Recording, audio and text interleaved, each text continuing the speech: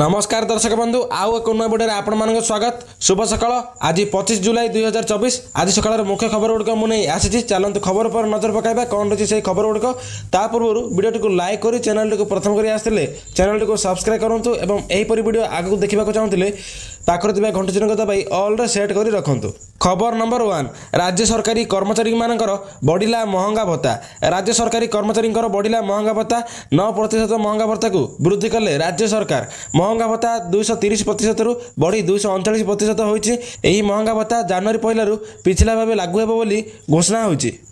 खबर number 2 ration card कटिबो एमानको ना सरकार आरंभ कले प्रक्रिया।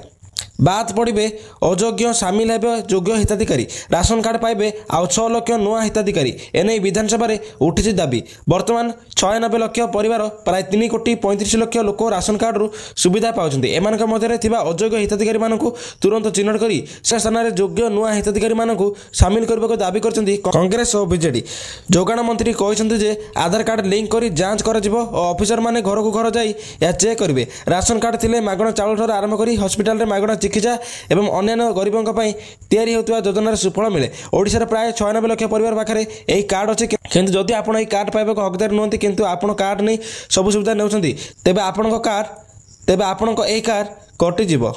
खबर नंबर 3 पीएम सूर्यघर योजना नहीं बड़ घोषणा मिलिबो एते हजार टंका सहायता। पीएम सूर्यघर योजना नहीं राज्य सरकार बड़ सूचना देइछन्ति। एथिपई 78,000 टंकार सहायता मिलिबो बोली घोषणा होइछि। मंत्री कहछन्ति जे पीएम सूर्यघर योजना रे सौर शक्ति द्वारा बिजुली मिलिबो।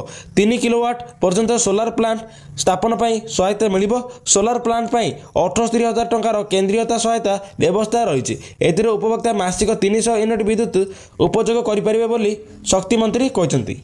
तो दर्शक बंधु यह आज सकाळ बहुत बड़ अपडेट। जदि वीडियो कि खबर गुड़िक भल लगी वीडियो टी लाइक कर चैनल टी सब्सक्राइब करूँ और यही वीडियो टी समस्त को शेयर कर दिंतु।